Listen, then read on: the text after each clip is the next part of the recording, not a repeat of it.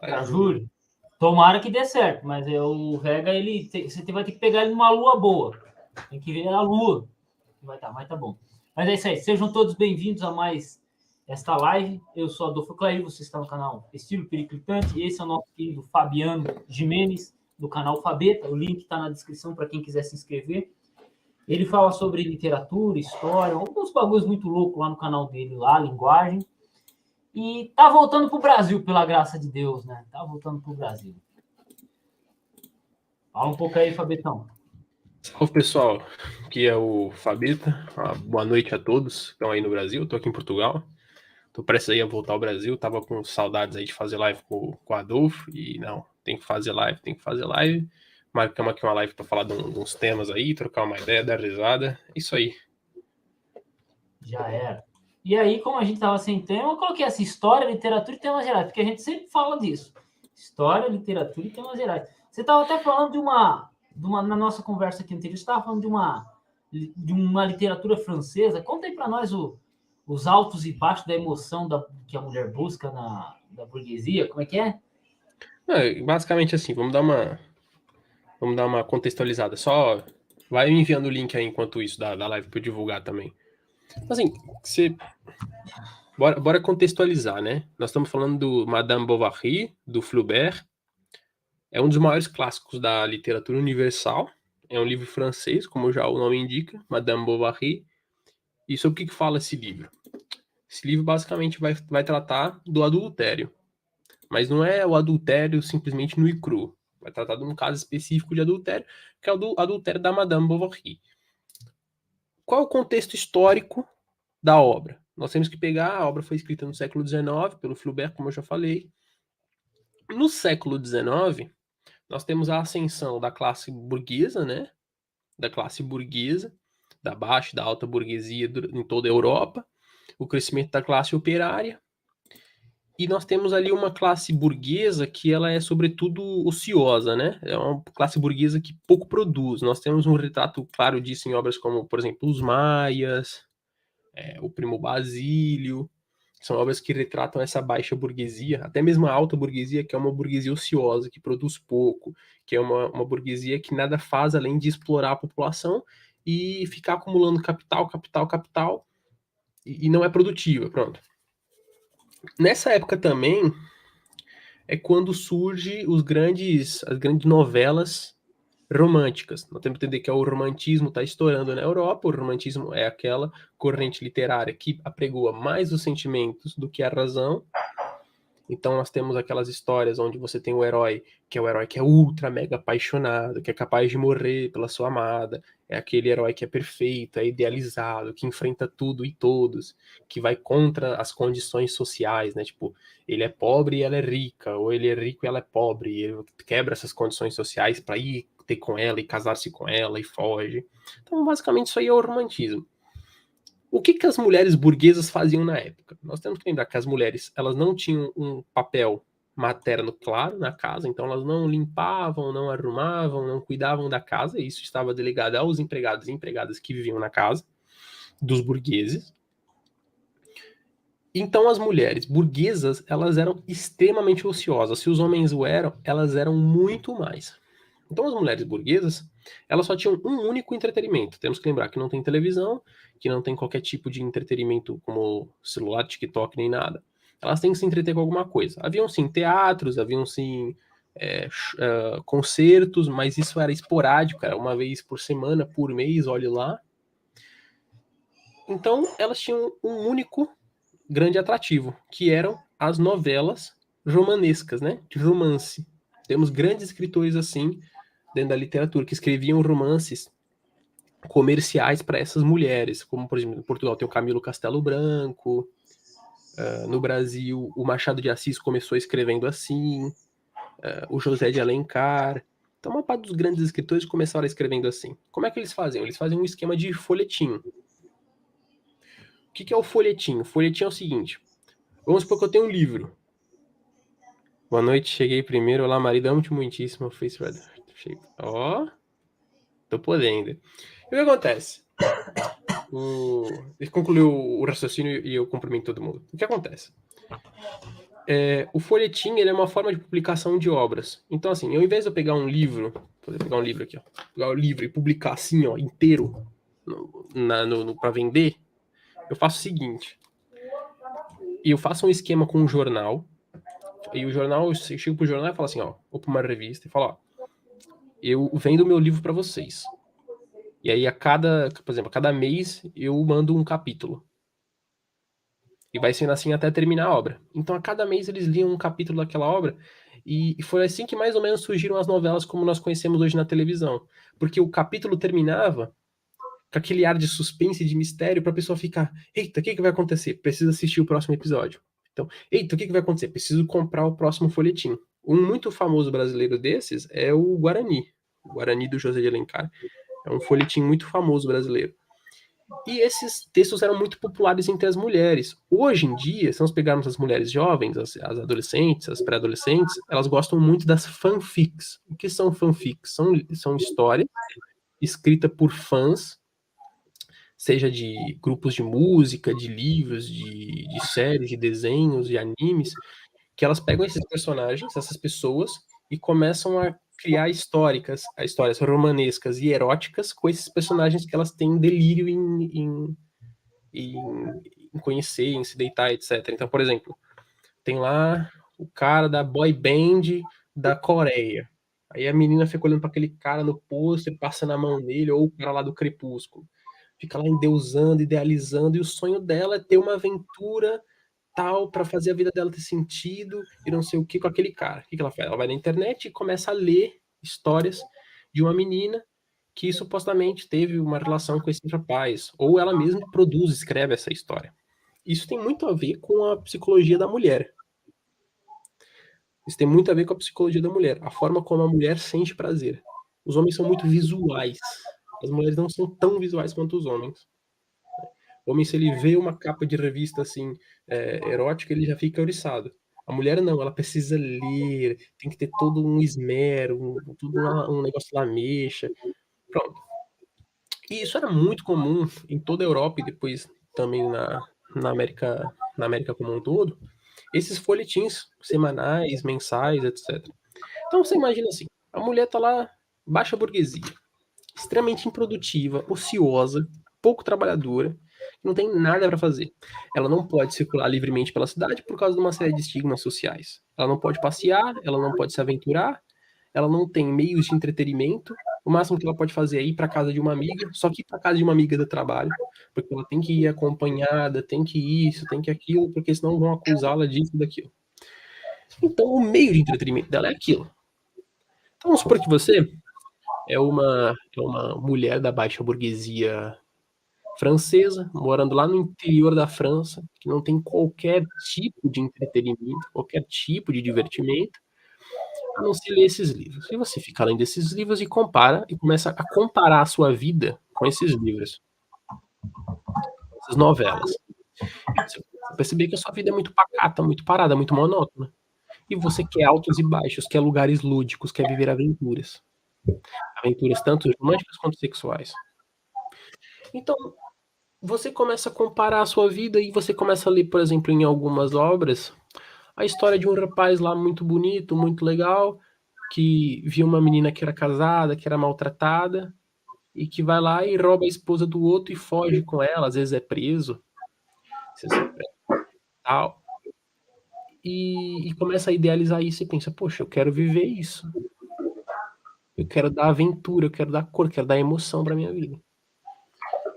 Então a história do Flaubert, da Madame Bovary, é uma história sobre isso. Só que ela é tão bem construída, tão bem arquitetada a nível literário, que se torna um dos grandes clássicos da literatura universal, a Madame Bovary. Né? Um dos maiores livros. Vou até pegar ali para mostrar. Vai falando aí, Adolfo. Aí antes, quero mandar uma boa noite a todo mundo, especialmente para minha mulher, Caroline Gimenez. Isso aí. Eu não vou falar nada, né? Porque senão o Fabeta briga comigo. Brincadeira. O seguinte, ele mencionou o Crepúsculo. Quando eu assisti o Crepúsculo pela primeira vez, eu comecei a assistir essa bagaça de filme. Eu levei 5 minutos para desligar ele.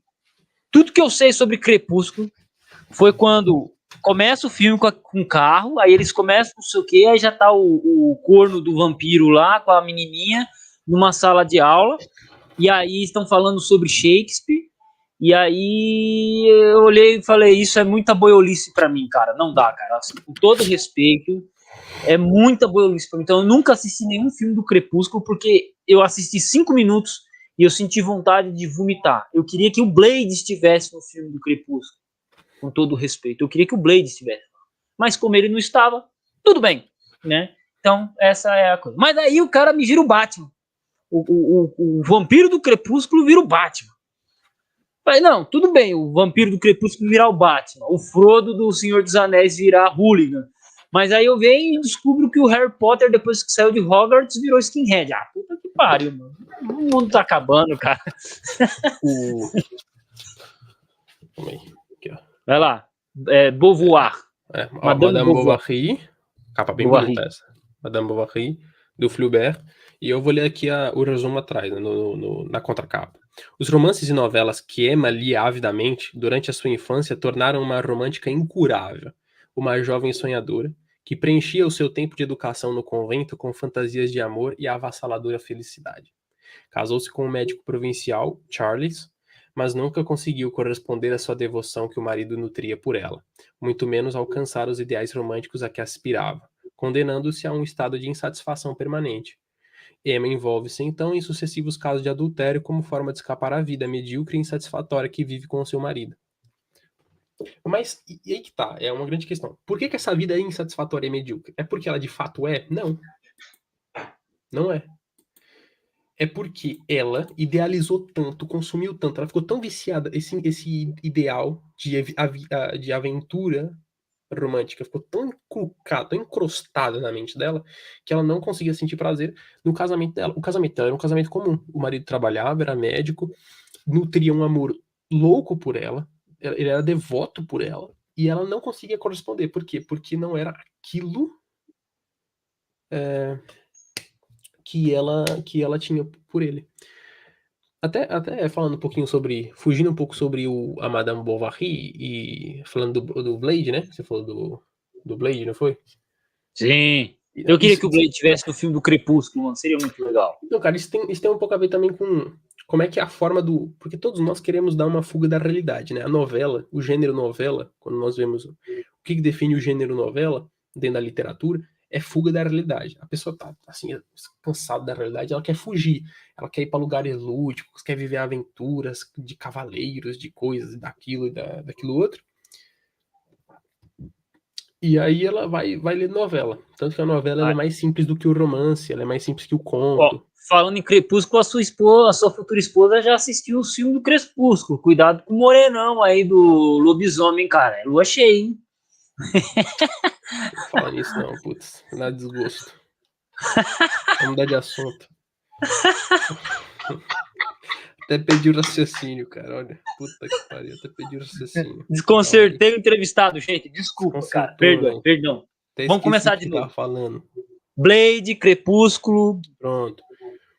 As mulheres têm essa forma de fugir da realidade, assim, tal. E os homens têm a sua também. O Blade é uma forma. Pô, por que você acha que o cara vê aqueles filmes do...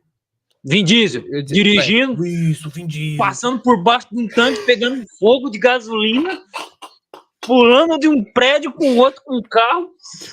No primeiro, no segundo filme, ele dá cavalo de pau com o cara. Ele dá cavalo de pau, não, cara. Mas ele dá grau com o carro dele. Ele dá um grau. Grau? O que é isso? Dá um grau, ele dá um. Ah, uma empinada. Uma empinada, tô ligado. Empinada com o carro, é muito louco. O cara, uma moto até vai, com o cara mas essa é a forma do homem de fugir da realidade, né? Matando todo mundo, dando pirueta pra trás. Tem aqueles filmes também, né? Tipo, normalmente o protagonista é careca. Que são assim. O The Rock tem muitos filmes assim. É legal. É interessante ver sobre isso aí. Isso tem muito a ver com a questão psicológica do homem e da mulher. Falando até em psicologia. Puta, eu pego um assunto, eu engato e não paro mais. Falando até em psicologia, quando nós pegamos as grandes obras da literatura e que tem uma densidade psicológica, uma análise psicológica muito grande das personagens, que tem uma descrição psicológica muito grande dos personagens. Isso nós encontramos no Essa de Queiroz, no Machado de Assis, no próprio Flaubert, no Balzac, autores que têm uma densidade psicológica das personagens muito grandes. Eles compartilham sempre de uma característica biográfica, sempre. Eles estão à margem da sociedade. Eles sempre estão apartados, eles estão de fora. Eles estão olhando assim, ó, de fora para dentro. Eles têm essa visão. Até se você percebe, assim, pessoas muito lúcidas, pessoas que conhecem muito o ser humano, pessoas que têm, não estou dizendo psicólogos, mas pessoas comuns, leigas, que têm um conhecimento do psicológico humano das pessoas. São normalmente pessoas muito, muito afastadas, são pessoas muito apartadas da sociedade. Por que os psicopatas e os sociopatas conseguem manipular tão bem o psicológico das outras pessoas? Porque eles estão apartados da sociedade e analisam de fora para dentro. E toda análise que é de fora para dentro, ela é mais eficiente. Por exemplo, até falando em história, que é o caso do Adolfo, o período da história mais difícil de analisar é o seu. É muito fácil olhar para trás e analisar, porque você está olhando de fora para dentro. Agora, você analisar agora o contexto com tudo acontecendo é muito complicado, é muito desafiador. Então você pega essas pessoas, o Flaubert, o Machado de Assis, o Balzac, o Essa de Queiroz, são pessoas que elas estão à margem da sociedade. Você pensa, o Machado de Assis, descendente de escravos, um mulato, ele era gago, epilético, menino feio pra caramba. Você pega as imagens do Machado novo, era feio pra caramba, ele só foi ficar bonito depois de velho. Ele era um cara meio cara zoado, apartado da sociedade, funcionário público. O PC pega até as biografias dele, são sempre incertas, tem poucos dados biográficos, era um cara totalmente isolado. As inscrições dele são sempre assim, é um homem muito...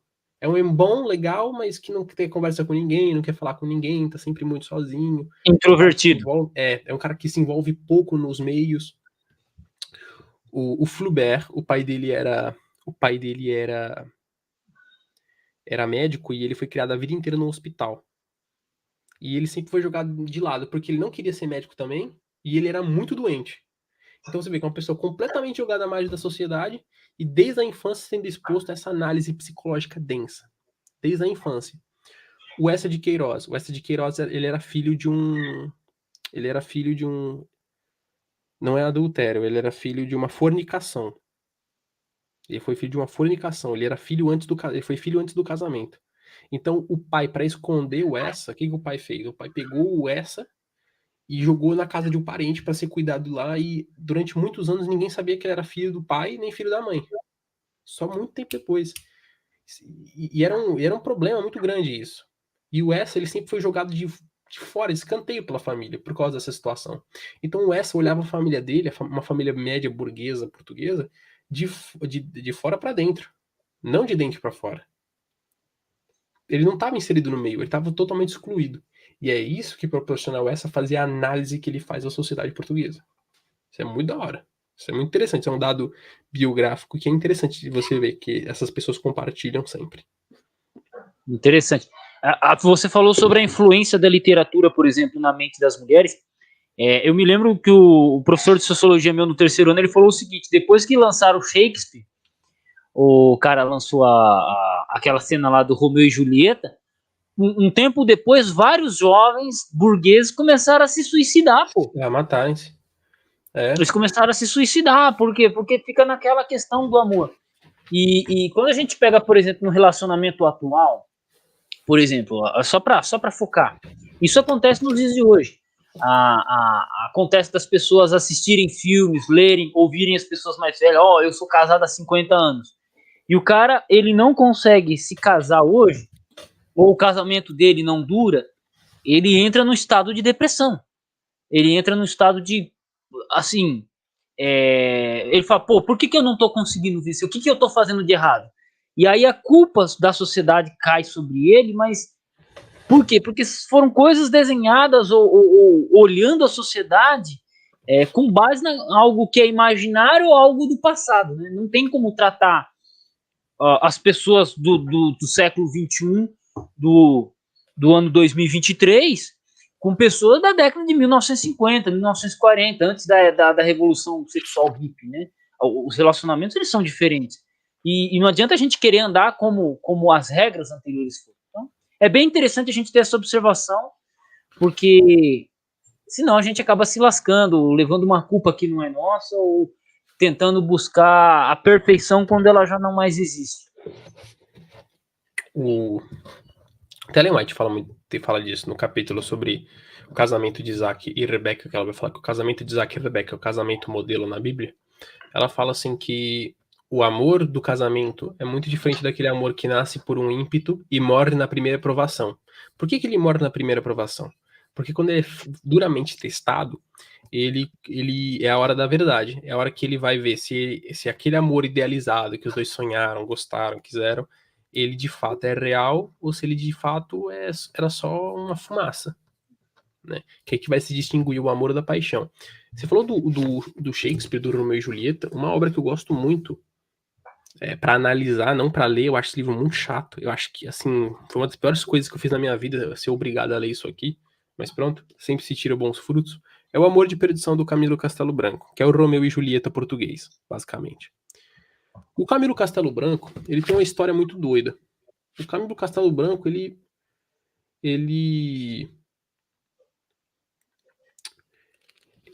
teve uma vida muito conturbada, muitos romances, muitos amores, e ele era um romântico de primeira. Né?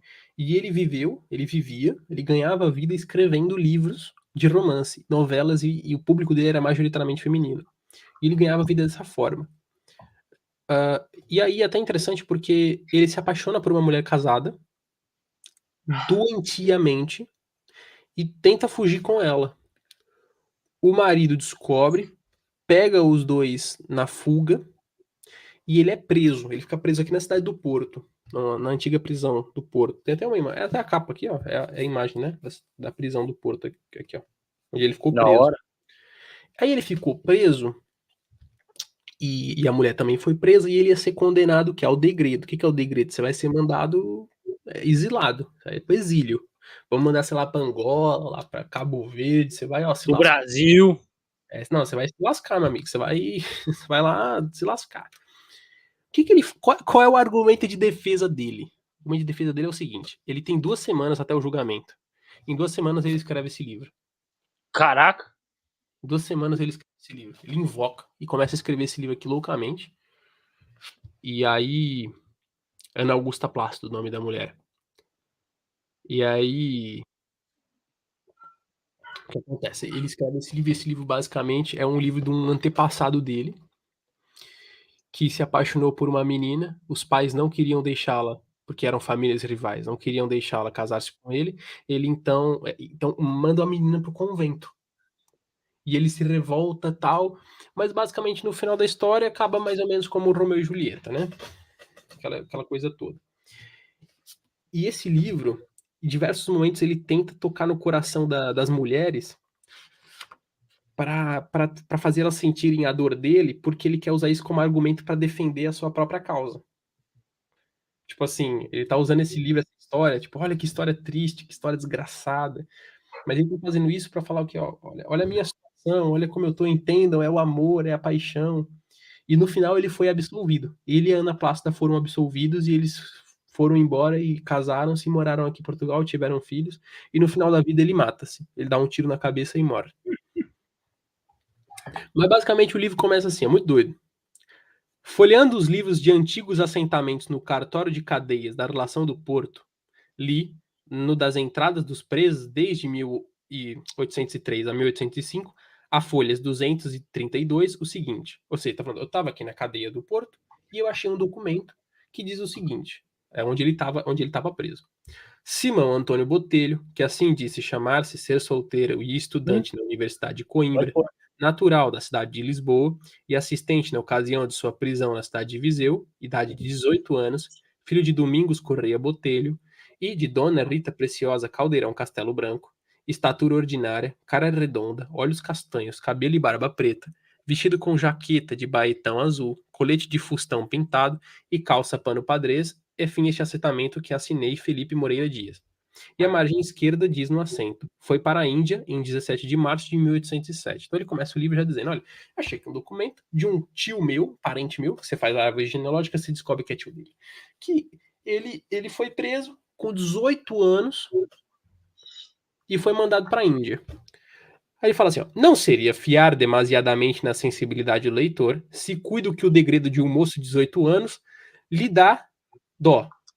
Você tá falando assim, ó, eu acho que não é muito exagero a pessoa ler isso aqui que eu escrevi e ficar com dó dele. É um cara de 18 anos ser mandado para a Índia. A vida inteira pela frente ser jogado e mandado para a Índia para longe de todo mundo.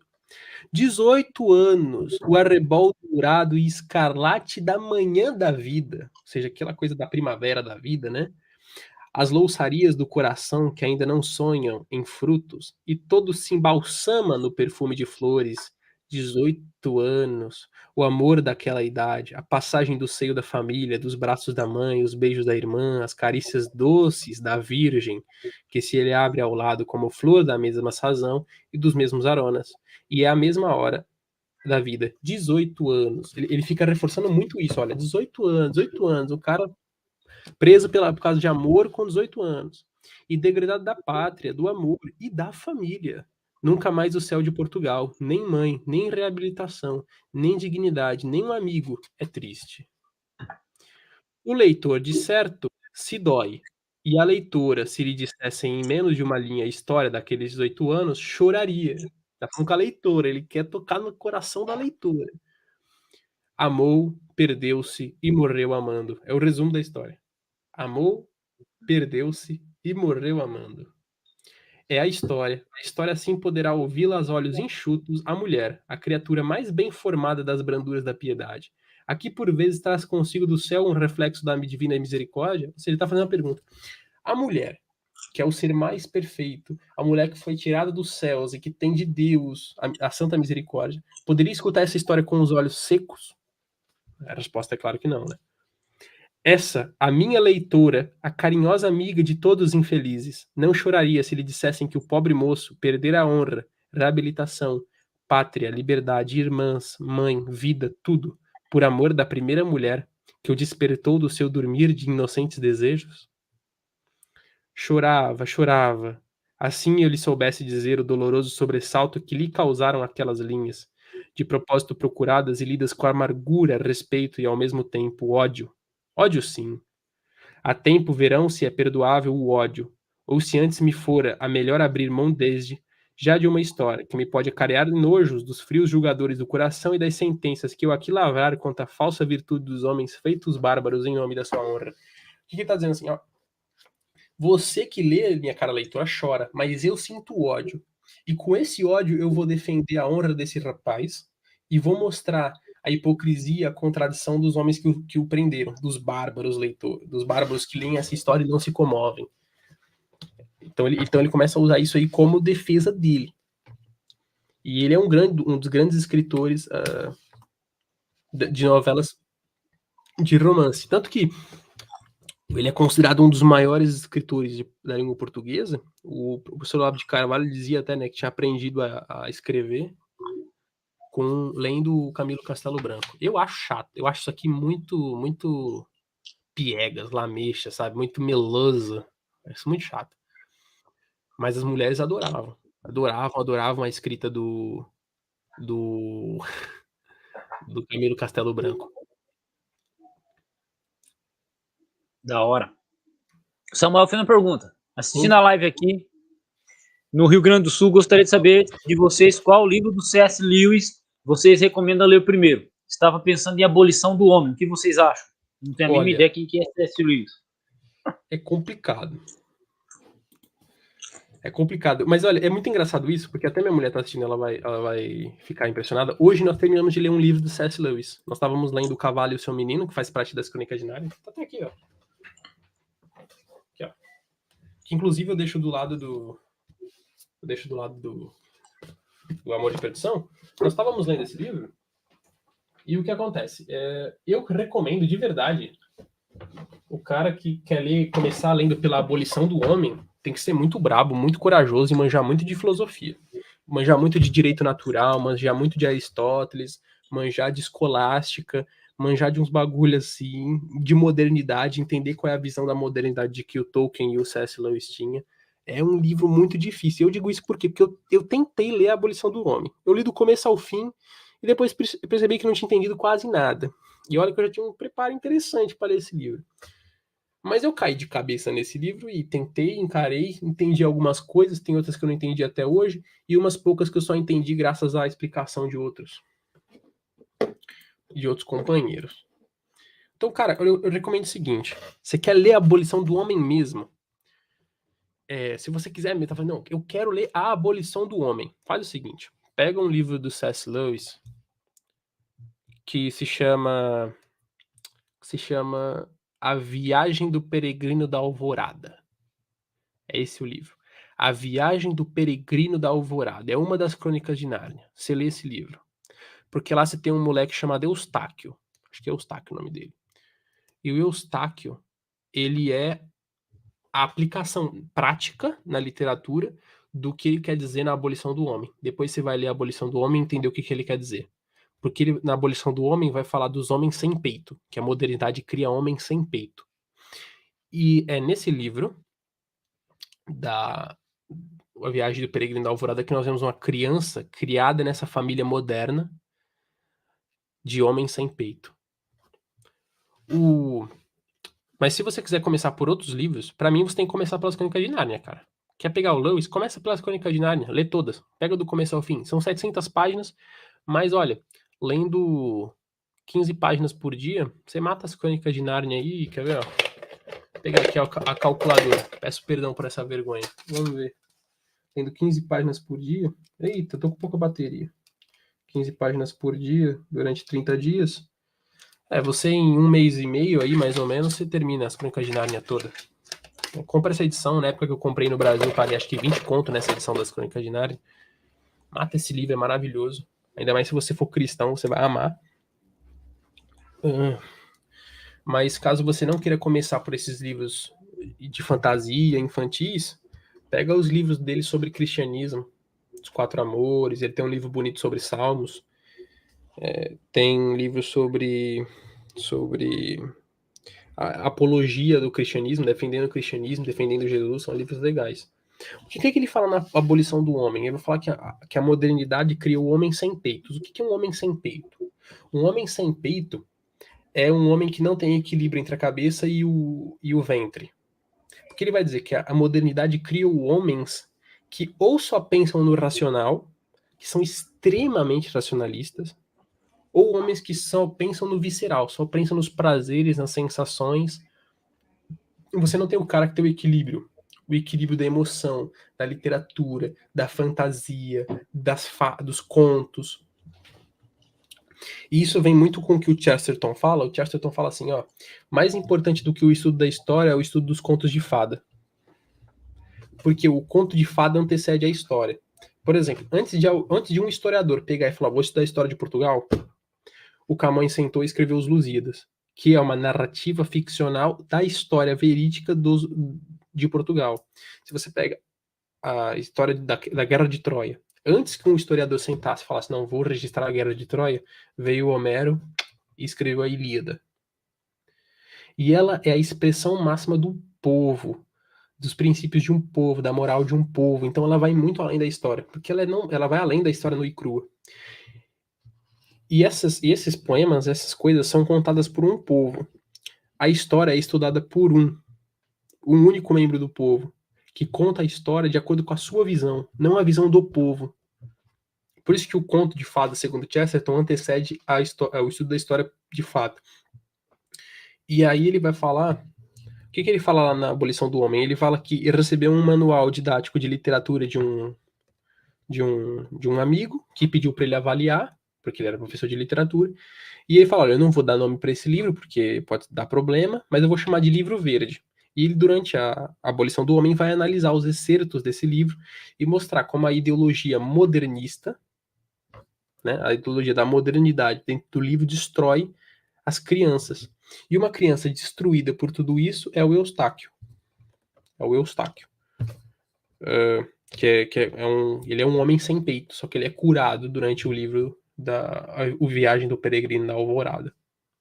É muito legal, cara. Aconselho o estudo, mas dá trabalho.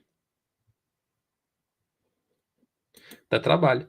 Tem um vídeo muito da hora no YouTube que é do Guilherme Freire. Anota aí, Guilherme Freire, analisando a abolição do homem. Muito bom esse vídeo. Guilherme Freire. Mas o vídeo também é denso, é complexo pra caramba. Você tem que ter lido o livro.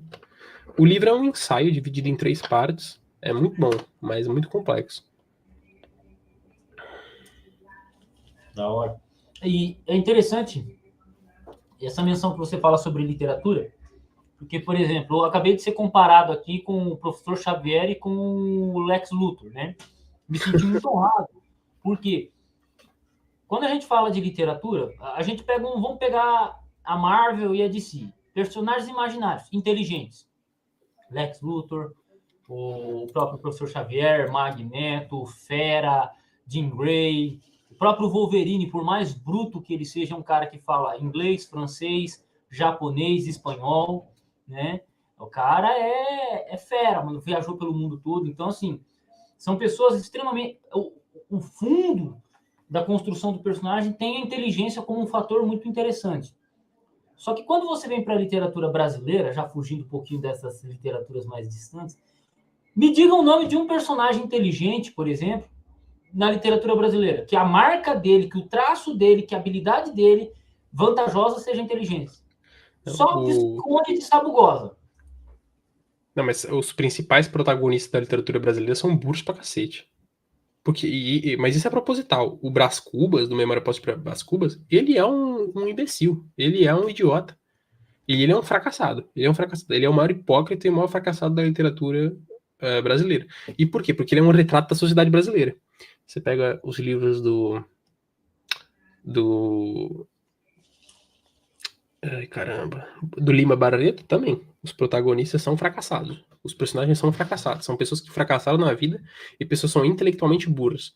O único protagonista inteligente da literatura brasileira que eu lembro é um livro do Lima Barreto, que é um dos maiores livros da literatura brasileira, que é o... Ah, meu Deus do céu. Quer ver? Lima Barreto... Como é que eu esqueci? Quer ver, ó? Lima Barreto... O Triste Fim de Policarpo Quaresma. É isso. O Triste Fim de Policarpo Quaresma. Conta aí um pouquinho sobre esse livro aí, Triste Fim de Policarpo Quaresma. Nós temos que ver assim, o Policarpo Quaresma, ele é uma pessoa lúcida, uma pessoa muito patriota. Ele é uma pessoa muito patriota. E ele conhece toda a literatura brasileira, ele ama a língua portuguesa, ama a história do Brasil, ele é um cara mega patriota. Só que ele é tido como louco pelas pessoas. Porque ele tem muitos livros. O professor Olavo que ressalta muito esse trecho do livro. Ele tem, tipo assim, na estante dele, muitos livros. Muitos livros, muitos livros.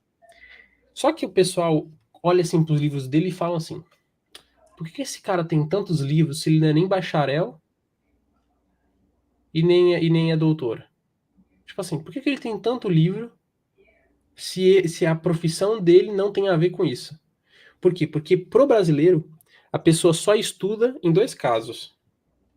Ela só estuda em 2 casos. Quando ela é universitária ou quando ela é arrogante. Porque estudar pro brasileiro é arrogância. Porque, ó, por exemplo, a pessoa entra na sua casa, vamos supor, a pessoa entra na sua casa e vê a sua biblioteca. Ela já vai achar que você é vaidoso, que você é arrogante, que você gosta de mostrar que sabe. É a primeira coisa que ela vai pensar sobre você. Mas eu vou falar a verdade, eu gosto de mostrar os livros, cara, porque o livro não foi feito para ficar dentro de caixa escondido, né? Foi feito para ser mostrado. Mas assim, a pessoa ela não olha para você com admiração. Ela te olha com aquele olhar julgador de tipo, esse cara quer mostrar que sabe, esse cara é um pedante, é um arrogante. Então, no Brasil, o estudo, a vida intelectual só está associada a uma dessas 2 coisas. Ou é a arrogância, do cara querer mostrar que sabe, ou querer mostrar que tem conhecimento, só para humilhar o outro, né, que normalmente é essa a perspectiva. Ou o cara tem conhecimento porque ele é um universitário.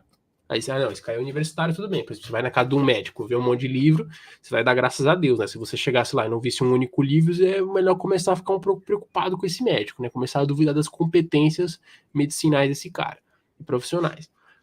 Mas isso é uma característica da sociedade brasileira, nessa mediocridade. Pega aí a teoria do medalhão. teoria do medalhão é um pai chegando pro filho, é um conto do Machado de Assis, que o pai chega pro filho e fala assim, olha, você é muito burrinho, você não tem nada que te destaca, você é uma pessoa muito medíocre, e agora que você fez 18 anos, eu vou te ensinar o segredo da vida.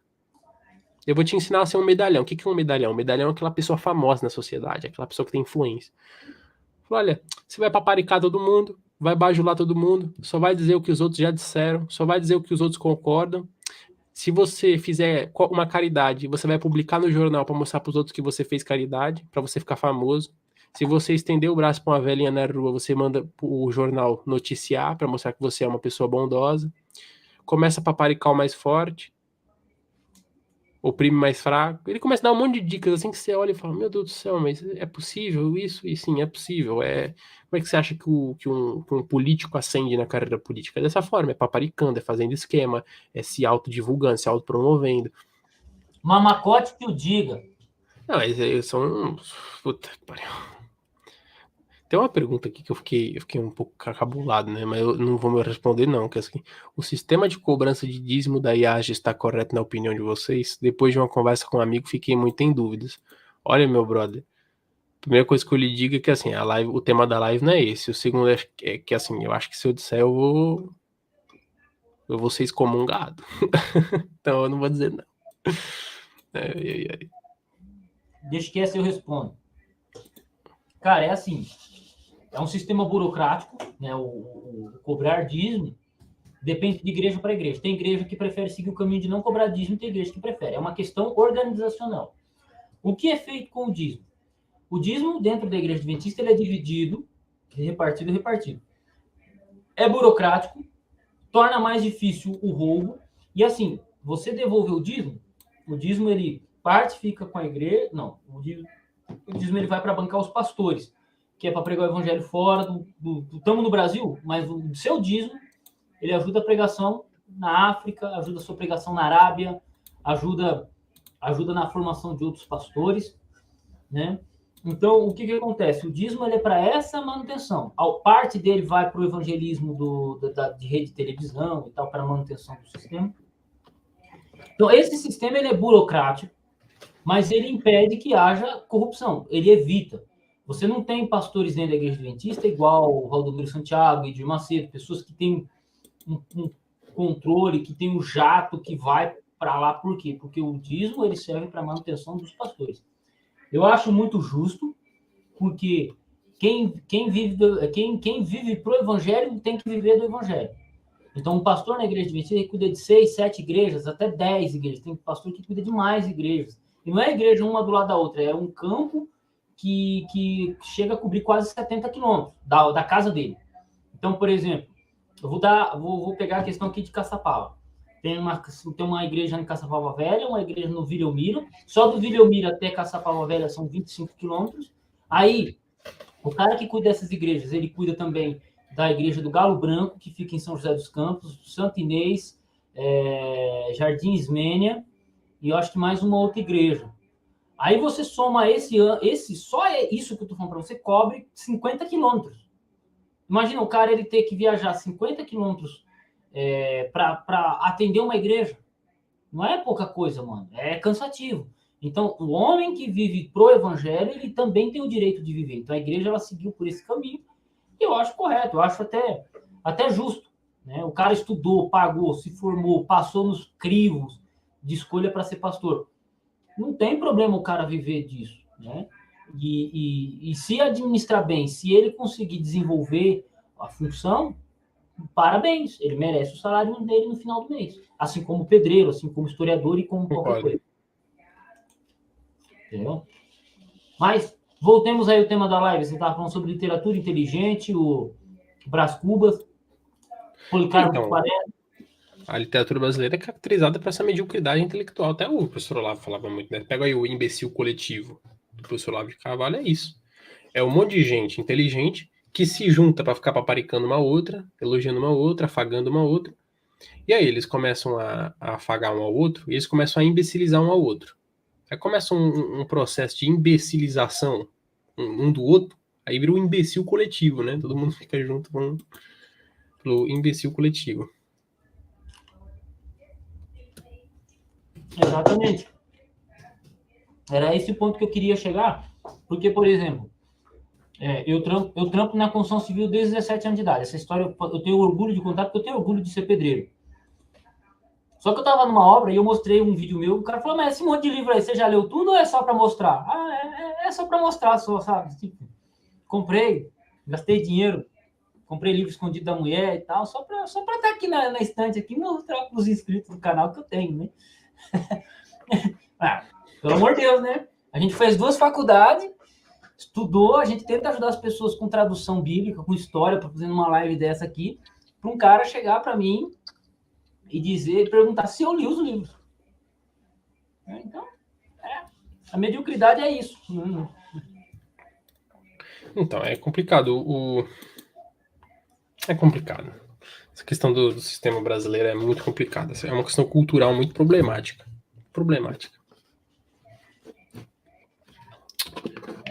Tem mais uma pergunta aí, não? Deixa eu ver. Agora que eu falei do dízimo aqui, agora o Carlos Brossa tá falando um monte aqui, ó. Vi pessoas criticando o carro de pastor, certo? Tem uns pastores que ostentam, mas o fato é que o carro barato, antigo, ele não cumpre a necessidade. Só que assim, se o pastor ele tem um carro bom, pode ser por causa da profissão da mulher, pode ser por uma herança de família. Tem pastor que ele vive bem. Ele vem de família rica, o cara é filho de médico. Se o cara é filho de médico, o pai dele é médico, ganha 40 mil por mês, você acha que ele não vai ter um carrinho de 20 mil? Pelo amor de Deus, né? Vai ter um carrinho de 100 mil? Direito dele. Né? E entra isso também. Um carro antigo na mão de pastor só vai quebrar e dar prejuízo. Então ele tem que andar com um carro bom e financiado. Essa é a real. Né? Mas tudo bem. Mas aí, Fabeta, como é que você pretende mudar essa questão da literatura? A gente começa a escrever coisas inteligentes ou manda todo mundo se lascar? Puta que pariu, essa pergunta é difícil pra caramba, meu. Porque assim, tem um documentário, eu recomendo que assistam, tá no YouTube, chama assim A Morte da Literatura. É um documentário de um estudioso brasileiro da literatura, que era aluno do professor Olavo, e basicamente ele vai dividir em 3 episódios. O primeiro ele vai falar da história da literatura, né, e da morte da literatura, como é que a literatura no Brasil morreu. O segundo, ele vai falar sobre a literatura em perigo, como é que a literatura foi ameaçada pelas ideologias políticas e pelas ideologias filosóficas. E o terceiro, ele vai falar da renascença, do ressurgimento da literatura e como é que se pode fazer isso. Para mim, assim, o mercado editorial sempre teve bosta, né? Sempre teve péssimos livros, desde sempre. Desde que existe mercado editorial, tem maus livros. Ouvir a rádio. O defunto, eu gosto desse livro, hein? Deus me livre.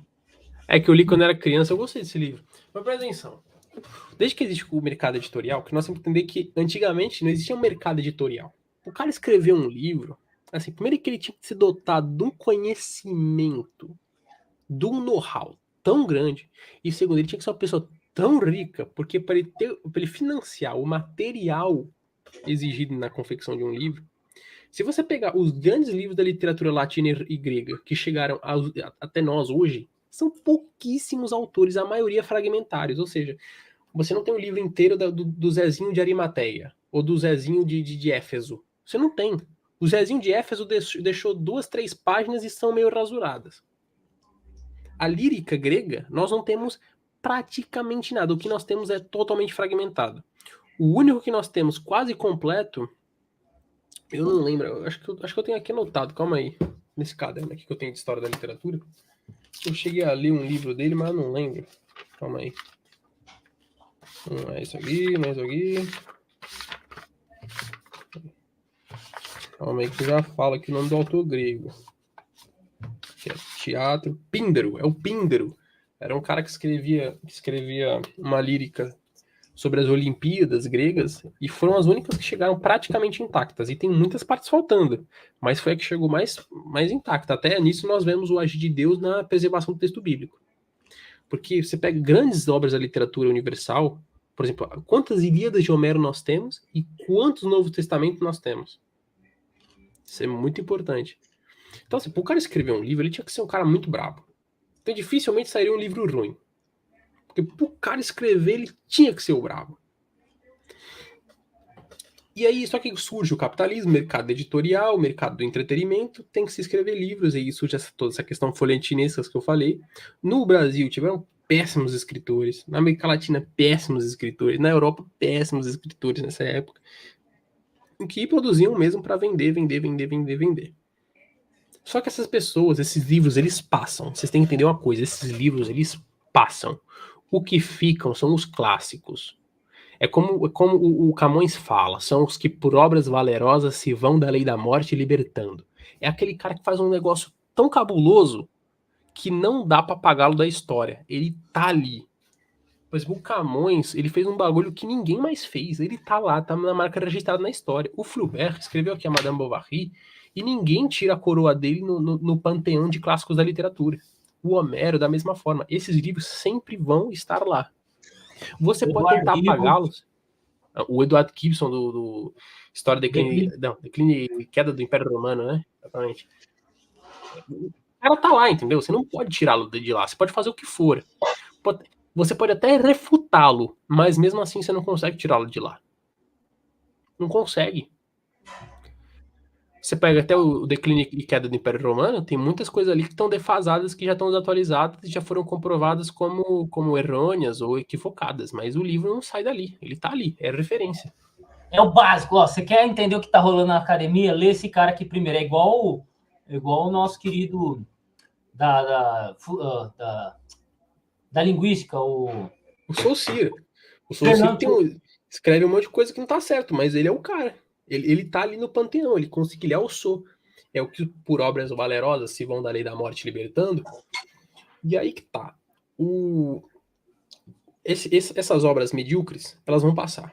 Então, primeira coisa, foquem nas verdadeiras obras boas. Nós temos bons escritores escrevendo. O problema é que eles não têm holofote. Busquem os bons escritores. Principalmente os antigos, mas também os novos. Existem novos bons escritores. E eu vou ensinar agora para vocês como é que se aprende ou como se ensina alguém a ler. E aí o Adolfo vai ficar um pouco impressionado com a minha resposta, porque não foi nem a forma como eu aprendi, nem como ele aprendeu. Se você pega a média dos leitores, se você pegasse todos os leitores do mundo que leem assim com uma certa frequência e fizesse uma entrevista com eles e fizesse a seguinte pergunta: quem te incentivou a ler? A resposta sempre vai ser ou pai, ou mãe, ou vovô ou vó. É sempre uma figura assim parental muito, muito, muito próxima. Um irmão mais velho, não sei. Ele vê essa pessoa lendo e ele automaticamente vai adquirir o gosto pela literatura, pela leitura. É quase inevitável.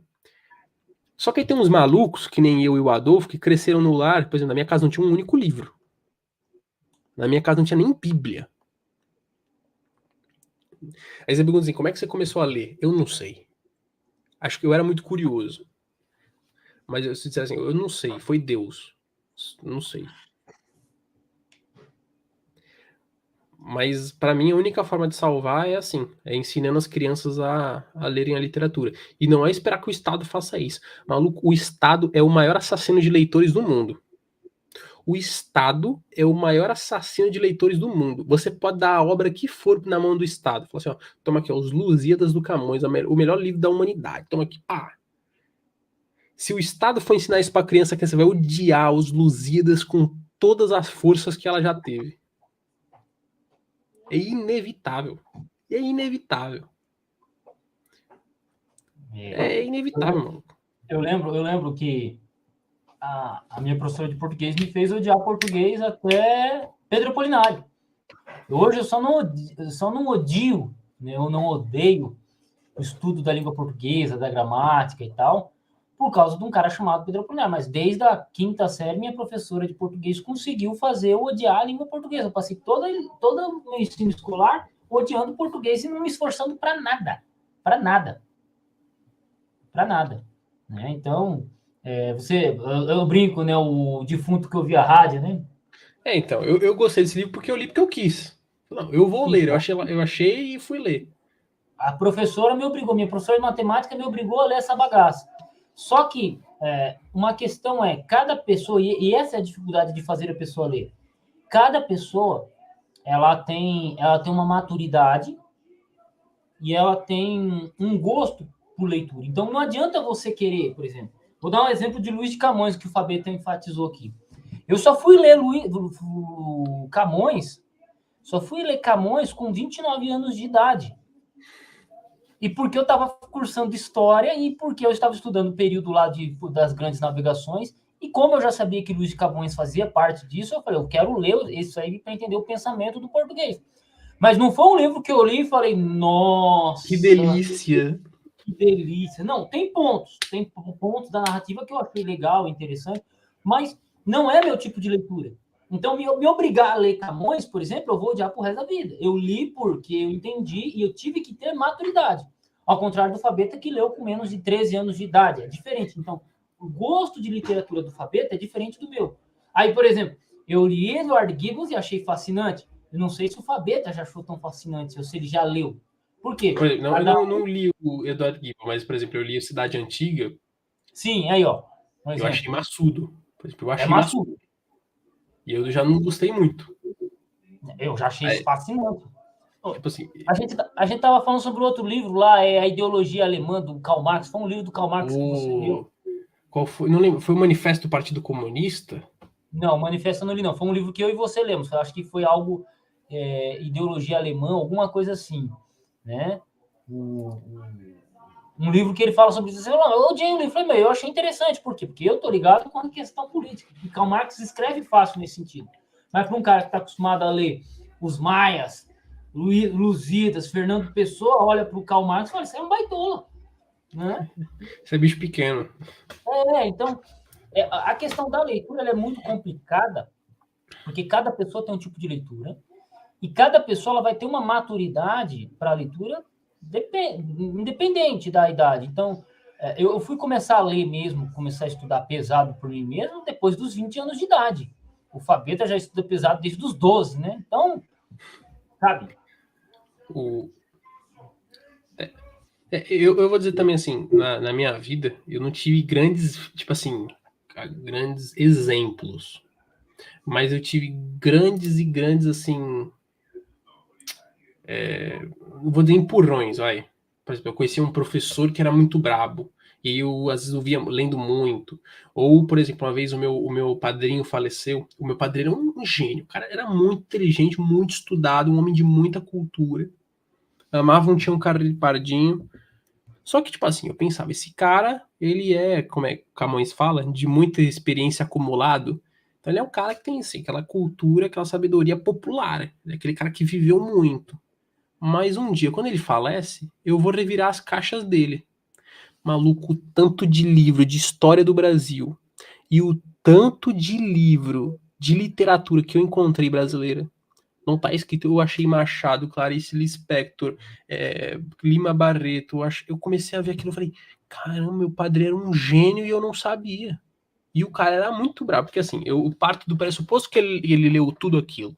Se ele leu tudo aquilo, ele era muito bravo e eu não tinha noção daquilo que eu tinha, sei lá, quando ele faleceu, eu tinha 13 anos. E eu, quando eu peguei os livros dele, eu fiquei maluco. Tanto que eu tenho muitos dos livros dele, eu tenho aqui até hoje. E eu fiquei louco. E aquilo para mim foi muito, muito importante. Ver que o meu padrinho era o brabo, eu falei, não, eu quero ser brabo igual meu padrinho. Ele era químico na BASF. Era químico. E você conseguiu pegar todos os livros dele ou só parte? Peguei. Aí sim. Ó, o Bradock ele fez uma pergunta aqui, ó. Professor Fabiano, já ouvi dizer que a Divina Comédia é a melhor obra de literatura. É verdade? O cara mandou o Papa pro inferno. Esse bagulho... O cara mandou o Papa pro inferno. Acho que já começou bem. Esse bagulho, mano, de melhor livro é foda. É muito difícil eleger o melhor livro. Porque esse aí vai muito de gosto, mas também vai muito de conhecimento. Porque, por exemplo, às vezes nós não conhecemos um determinado autor e quando conhecemos, caramba, é o maior da literatura.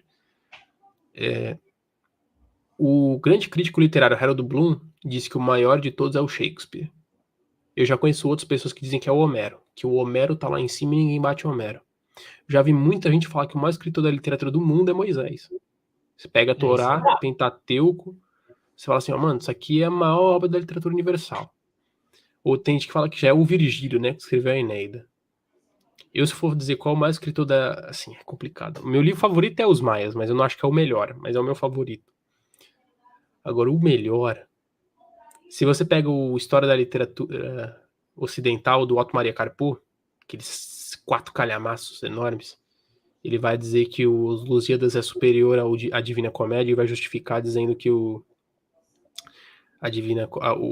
Camões consegue redigir melhor a epopeia do que o Dante. Tem momentos mais divertidos de se ler do que o Dante. Tem que pegar lá de novo o Carpo e ver os argumentos dele. Você está me dizendo que, segundo o Carpo, os Lusíadas é mais divertido que o Dante Alighieri? É. Puta que pariu. Então eu tô chato. É menos maçudo. Falo que é menos maçudo. É melhor desenvolvido. Mas o Dante é uma grande inspiração do Camões. O primeiro verso da Divina Comédia é in mezzo del cammino. In mezzo del cammino, no meio do caminho. Mas a Divina Comédia... Olha, não vamos falar de o melhor, vamos falar dos melhores. Se você pegar o Harold Bloom, tem lá a lista dele de 22 melhores escritores do mundo. Tem lá o Dante. O Dante é o brabo. O Dante é muito brabo. O Olavo de Carvalho uma vez perguntaram, se você puder salvar só 3 livros da humanidade, aí ele falou, se eu não me engano, Shakespeare, Dante e a Bíblia. 3 livros, era alguma coisa assim. Que para ele eram os imbatíveis. A melhor tradução, para quem quer ler a Divina Comédia, a melhor tradução em português da Divina Comédia é a do Vasco Graça Moura. Vasco Graça Moura. Era um poeta português que traduziu a Divina Comédia. Da hora. Não é mais fácil ler em latim? Não é em latim, é em italiano. Não é em italiano, é tipo um proto-italiano, entendeu? Um proto-italiano? Não chega a ser latim a Divina Comédia? Não, já é posterior ao latim. Vou até ver aqui, ó, História da Literatura Ocidental, porque eu tenho certeza que o Carpo fala lá do... É porque eu li... Esses dias eu escrevi... Vou dar um spoiler, pessoal. O pessoal ficar atento ao meu canal. Esses dias eu escrevi uma tese de 30 e tal páginas sobre Camões, dizendo por que o Camões comprova uma teoria sociológica chamada lusotropicalismo, que é uma corrente sociológica, uma tese, uma teoria, que alguns sociólogos brasileiros e portugueses seguem, nomeadamente nosso grande amigo Davi Vega. Inclusive, eu vou fazer uma live, uma entrevista com ele para nós falarmos sobre o tema, e eu vou lá referir um pouco sobre essa minha pesquisa, essa minha tese, os resultados que eu tive. É interessante. Da hora. Deixa eu ver aqui a Caroline faz uma pergunta aqui, ó. Na sua opinião, o que poderia ser mudado no sistema do Brasil para melhorar tudo? Matar os brasileiros. Ô, louco, caraca. Mata tudo e devolve pros índios. Mata tudo e devolve pros tupiniquim. Não, cara, essa é difícil, hein? Porque assim, quando fala sistema, não estamos falando só do sistema, tá falando do sistema político ou tá falando do sistema como um todo? Né? As pessoas, os lugares... É que para mim é um problema assim, eu não posso jogar esse problema no Estado, falar, a culpa é do Estado. A culpa não é do Estado, maluco. Para mim a culpa, não vou nem dizer que é tanto das pessoas, eu acho que a maior culpa é da elite intelectual. A nossa elite intelectual é burra, é mal unida, é esquerdista, é antipátria, anti-Brasil, anti-língua portuguesa. Como é que isso vai dar certo? Diz para mim. Como é que vai dar certo quando a nossa própria elite luta contra o nosso próprio país? É que eu não falo elite política. Eu digo primeiro elite intelectual. Porque quem move isso aqui é a elite intelectual. E quando eu digo intelectual, não é necessariamente pessoas intelectuais, mas é quem domina a cena intelectual. São aqueles que dominam as universidades, que dominam os meios midiáticos, né, a comunicação social. Né? Por exemplo, você nunca vai ver pessoas, como, por exemplo, alunos do Olavo de Carvalho, aparecendo para dar uma entrevista no programa do Bial na Rede Globo. Por favor. E se aparece é em tom jocoso. Seja para humilhar, para escrachar, para jogar o cara na lama, como fizeram com o professor Olavo de Carvalho, que deu muito bem a volta por cima. Essa tem uma entrevista do professor Olavo de Carvalho. Qual é o seu grande objetivo na vida? Eu vim para fuder com tudo. É isso aí, eu vim para fuder com tudo. É isso aí. E fez mesmo. E E conseguiu. fez, cara. Ele chegou para fuder com tudo e foi. E fudeu. É, cara. A pena que nos outros dias, né? Ficou um pouco biruta. Só respondendo uma colocação do Bradock aqui. Até um relógio quebrado com o Bradock, ele acerta a hora 2 vezes no dia. Um relógio quebrado, ele acerta a hora 2 vezes no dia. Então, se até um relógio quebrado acerta a hora 2 vezes no dia, esses espíritos de porco vão acertar alguma vez, né? É verdade, né? Um relógio quebrado acerta 2 vezes por dia. Eu nunca pensei nisso. É uma expressão que eu já ouvi em algum filme, alguma coisa assim. Até um Sei relógio lá, isso quebrado. aí é muito bom. Uma expressão boa que eu aprendi esses dias. Uma você me ensinou, né? Como que é? Me finge de morto pra comer o cu do coveiro. Frase de pedreiro isso aí, pô. Essa aí eu ouvi, eu fiquei até um pouco abismado, né? Mas uma que eu ouvi, que eu gostei, que é em Lago de Piranha, jacaré nada de costa. É verdade, pô. É, cara. É boa, essa é boa. Em Lago de Piranha, jacaré, nada de costa, porque o couro é grosso, né? É, porque o Corego, exatamente. Mas, O cara, engraçado mas essa demais. de se fazer de morto pra comer o cu do coveiro tem que ser ninja demais, velho. O cara tem que ser bravo. Tem que ser. O pessoal entender, porque assim, o que é o fazer de morto pra comer o cu do coveiro? É aquele cara, velho, que você olha, você não dá nada. Você vê ele falando, você vê ele abordando os temas, você não dá nada pro cara. Só que no fundo, quem comanda a bagaça toda, quem sabe, quem tá por dentro de tudo, é aquele cara que você acha que não sabe nada. Então, esse é aquela pessoa que tem conhecimento, é aquela pessoa que tem o controle da situação, mas ela não é o testa de ferro, ela é a pessoa que está sempre por trás. Então, é esse o se fazer de morto para comer o cu do coveiro. Então, que nem o Fabeto. O Fabeto é um cara que, no começo, eu olhava para ele, assim, quando eu conheci ele era aprendiz do Santana, eu olhava, ele é um aprendiz do Santana, papapá. Hoje, mano, ele é maior do que eu, pô. Maior do que eu. Ô, cara. Entendeu? É assim, ele se fez de morto pra comer o cu do coveiro, cara. Então, foi assim. Não vou dizer que é mentira, não, que eu fiquei ali só ali na rabiola do Thiago Santana. Só. Foi Eu lá joguei. porque fez um canal no YouTube, tá com 500 inscritos já. 566, né? graças a Deus. Então, fez um vídeo lá que bateu mais de 30 mil visualizações. Então, tá bem. Tá bem. Entendeu? Pra já o primeiro vídeo acertar assim, falei, esse cara é brabo, entendeu? E tá aí. E aí põe um moleque pra falar de literatura, olha o tanto que o cara fala, bicho. E não tem nem 19 anos de idade. Não tinha nem... Ixi, isso é verdade. Às vezes eu até esqueço disso. E eu conheci você tinha 17, pô. Você tinha 17. Eu com 17 anos de idade, o que eu queria era fazer o quê? Andar de coturno, suspensório com os amigos sexta-feira à noite, pô. Entendeu? Passar as madrugadas discutindo política com os caras, entendeu? Mas aí tá uma questão, mas era discutindo com conteúdo ou sem conteúdo? Que discutir sem conteúdo é moleque, pô, mas não tinha internet na época, a internet estava crescendo. A gente ia na Lan House só para jogar Age of Mythology, né? Não tinha. A internet não era o que é hoje. Hoje você coloca qualquer coisa na internet sem ter informação. No começo, lá em meados de 2008, 2007, você não tinha nada na internet. Era mato. Entendeu? Era mato. Nem vídeo no YouTube você tinha direito. Você tinha lá meia dúzia de videozinho. Quem é que tinha acesso à internet? Era gente rica. E eram poucas pessoas.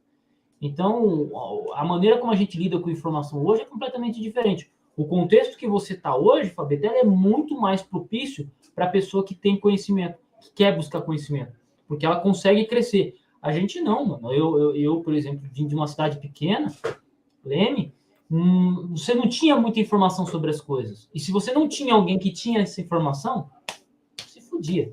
Você tinha que se virar com o que tinha. Entendeu? Então, era esse o meu contexto. Esse é o contexto da geração Y, esse é o contexto da geração X. Então, a galera que é mais nova tem uma oportunidade tremenda. Tanto que depois de 2014, que mais da metade da população brasileira passa a ter acesso à internet em casa. E depois com celulares, aí a coisa melhorou ainda. Né? Mas é isso aí.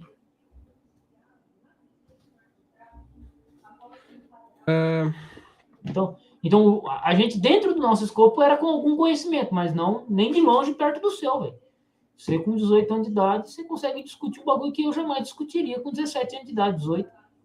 Você tá anos-luz do eu de 10 anos, 12 anos atrás. Sei lá, que eu sou meio aloprado, eu. Você é meio aloprado, mas você começou a ler com 13 anos de idade. Eu com 13 anos de idade só queria andar pra rua e jogar Magic. Pô. Entendeu?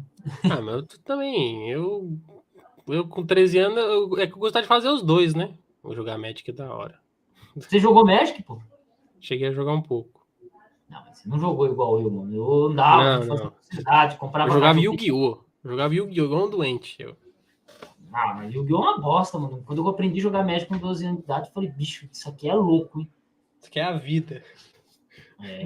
E essa é uma questão de traço de personalidade. Por exemplo, eu parei para analisar isso sobre mim.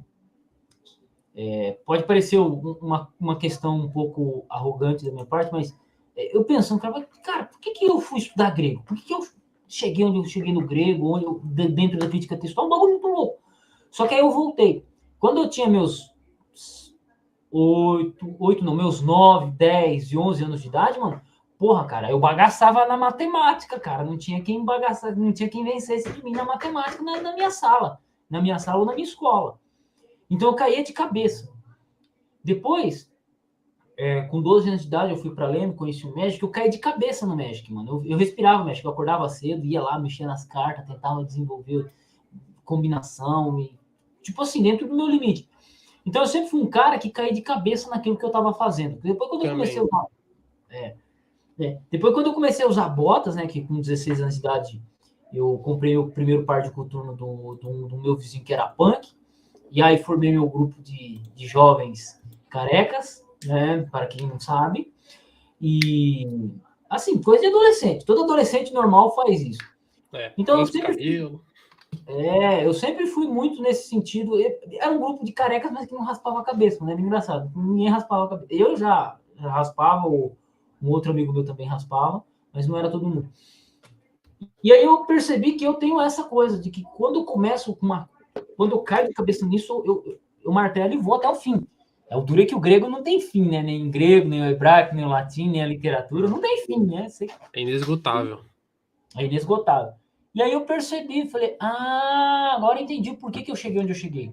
Porque tudo que eu vou fazer que me interessa, eu caio de cabeça, né? Eu também, eu sou... É um pico, assim, de... Pô, vou explorar isso aqui até enjoar. Exatamente. O grego levou 12 anos para enjoar, cara. Eu fui, tipo assim... Eu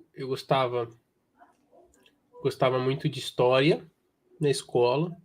Comecei a interessar-me por filosofia. Comecei a tentar estudar filosofia. Gostei. E aí eu acabei indo para a igreja na altura. E aí eu conheci a teologia.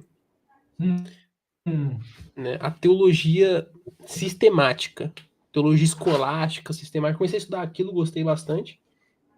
Mas acabei caindo. E assim, quando eu entrei para a igreja, comecei a estudar os bagulhos da igreja doentiamente. Acabei conhecendo a teologia bíblica, que para mim é a única teologia que existe. Teologia sistemática é brincar de teólogo. Perdão aos meus amigos aí sistemáticos. Conheci a teologia bíblica e comecei a estudar bastante. Acabei caindo no mundo do estudo da língua hebraica. Futuramente caí no estudo do judaísmo. Acabei caindo de cabeça no estudo da Torá e do judaísmo chamado judaísmo clássico, né? Judaísmo rabínico, que o pessoal chama. Daí comecei a estudar outras línguas. Depois eu vim para Portugal. Comecei a estudar mais. Comecei a estudar mais português. Conheci. Aí eu já, tipo assim, já fazia estudos literários dentro da Bíblia hebraica. Quando eu começo a interessar-me pela língua portuguesa e começo a fazer estudos literários profundos na escola, eu começo a interessar-me de fato pela literatura. E aí eu caio de cabeça na literatura. E aí não saí até hoje. Gostei muito da linguística e da literatura, né? Porque sem linguística você não consegue entender nada. E eu tenho orgulho de dizer que fui eu que apresentei Fernando Saussure pro Fernando Fabeta. Saussure, foi mesmo. O Fabeta chegou para mim e falou assim: Adolfo, eu tava tentando ler uns livros de linguística aqui, é tudo converseiro fiado. Ou os caras são inteligentes demais, ou eu sou burro demais, não sei o que é. Eu falei, não, porque os caras escrevem chato demais mesmo. Leu o Fernando Saussure, o cara leu, velho. Ele leu, pô, mano, que cara brabo. E é gostoso, cara, é engraçado. Esses livros de 1800, 1900, são todos livros legais de ler, cara. Eu cheguei a uma conclusão disso. Eu fiquei meditando muito tempo nisso, cara. Eu cheguei a uma conclusão. Porque eu percebi isso na crítica literária. Você pega os críticos literários de hoje em dia, é impossível ler o cara. Você pega o cara de 100 anos atrás, ou 90 anos atrás, 150 anos atrás, 200, é uma delícia de ler o cara. Até pega um livro de sociologia hoje e lê. É insuportável. Pega o Casa Grande Senzala do século passado, é uma delícia de ler. Por quê? Porque antigamente as pessoas quando escreviam, elas não estavam escrevendo artigos científicos. Por mais que o texto fosse científico, a linguagem não era científica. A linguagem ela era muito mais próxima da linguagem literária. O cara tinha que saber escrever. Então, o cara ele dominava a língua portuguesa, ele sabia escrever. Não, porque assim, para o cara ele escrever um artigo científico, ele tem que saber só duas coisas. Ele tem que saber escrever de acordo com as regras gramaticais da língua portuguesa e ele tem que saber do método científico. Mais nada. Você pega qualquer artigo da PUC, da USP, qualquer universidade de Harvard, é uma linguagem chata, truncada. Eu digo isso porque eu escrevo artigos científicos e eu acho meus artigos chatos. Eu acho que a nível de conteúdo é legal, mas para ler a linguagem é muito maçuda, muito chata. E o que acontece é que antigamente, o cara para publicar um livro acadêmico importante, ele não precisava publicar na academia. Ele soltava lá no meio dos cientistas dele, ou publicava numa revista, ou publicava numa editora, e aquilo ali repercutia. Por quê? Porque os acadêmicos eles estavam de olho, liam, como aconteceu com Casa Grande Senzala no Brasil.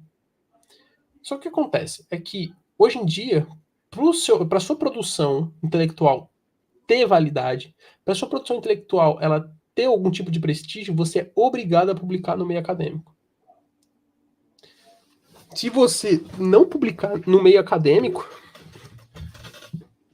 você não tem prestígio nenhum. Pega o Olavo de Carvalho. O que o Olavo de Carvalho faz é absurdo. Ele chega assim, ó, com dois pés na porta dos universitários da Academia Brasileira e fala assim, olha, eu não preciso de diploma, coisa nenhuma, eu boto todo mundo no chinelo. Não tem ninguém que chega aqui, ó, no meu bolso. Entendeu? Ele lembra que uma vez ofereceram um diploma de filosofia, ele falou, enrola e enfia no cu, porque eu não aceito um diploma assinado por alguém que sabe menos do que eu. E é assim, porque antigamente o prestígio era de conhecimento e para a pessoa publicar uma obra relevante, ela não precisava ter para publicar um artigo científico, bastava ela publicar uma obra, ela colocava a linguagem dela, o jeito dela. Hoje em dia não, o cara para publicar, ele é obrigado a publicar numa academia com o selo da universidade tal, da escola tal, do não sei o que tal. E se eu cheguei até para minha professora contar essa história aí. E, professora, o que eu faço para ser um grande crítico literário? E eu esperando que ela me desse alguma grande boa, uma dica sobre análise de texto, uma dica de livro, uma dica de prática, de hábito. A única resposta dela foi, tenha um título acadêmico. E aí ela falou assim, porque enquanto você não tiver, nada do que você disser vai ser levado a sério. Aí eu fiquei tão puto com isso aconteceu acho que foi na semana passada ou retrasada, que aí eu sentei na minha mesa, falei, vou escrever uma crítica literária agora. Eu comecei a escrever. Falei, quero que você se foda. Escrever. Mas no Brasil a gente tem a idolatria ao pedaço de papel. É, o título. Ao título, né? Tanto que, por exemplo, até essa dica, gente, foi uma conversa que eu tive com o Fabeta, né? Eu falei, Fabeta, você vem pro Brasil, procura a faculdade mais barata que você encontrar, faz letras, porque, assim, aqui, eu vou dar, por exemplo, eu mesmo. Eu entrei no seminário de teologia sabendo grego. Eu não entrei para aprender grego no seminário, eu entrei sabendo grego. Eu estudei grego sozinho. E o que acontece? Por exemplo, hoje eu gravo vídeo no YouTube, eu já gravo vídeo no YouTube desde 2016.